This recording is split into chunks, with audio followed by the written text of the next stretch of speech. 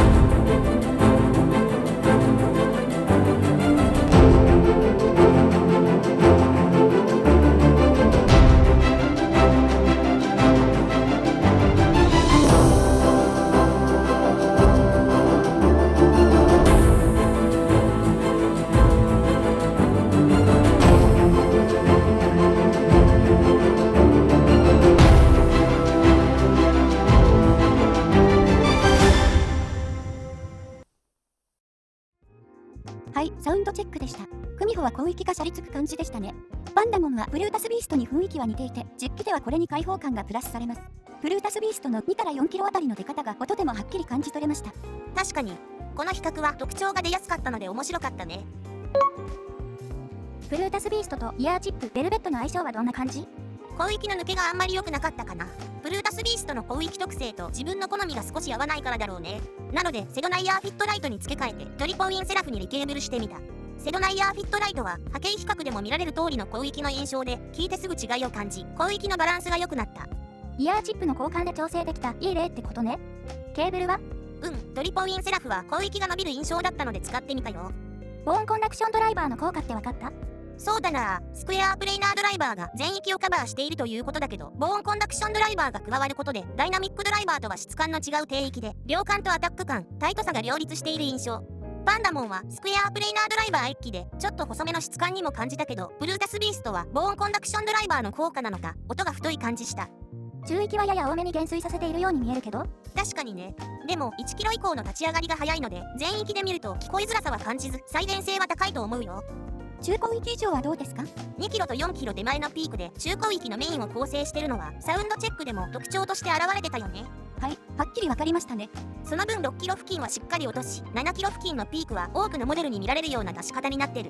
さらにその上10キロ以上の超広域は控えめだね。インストだとあまり感じなかったけど、ボーカル曲はセドナイヤーフィットライトだと広域が少しきつめに感じたので、再度ベルベットに装着し直したところ明らかに柔らかい印象に変化。なので曲やジャンルで使い分ければいいよね。ハイハットの刻みやシンバル系は後方で音なしめ、低域は明瞭なので近めに感じ、中広域以上は近めと遠めの中間ぐらいの距離感。感触系の質感ではないので、広域ががっつり抜けてくれなきゃ嫌という人にはおすすめしない。高いレベルで安定してなり、太めな音で聞き疲れしにくい。改造感はセドナに付け替えた時の方が高く感じる。出音の立体的な印象はあまり感じず、まとまって聞こえるが低位感はいいといったところ。全体的に中広域で広域のメインを作り、その上の帯域はやや抑えたチューニングですので、イヤーチップの変更で調整はできますが、デフォルトで広域重視の方にはあまりおすすめできません。でも低価格でボーンコンダクションドライバーを体験してみるにはいいと思います。ということで、キネラセレストのトライブリッドモデルブルータスビーストのレビューでした。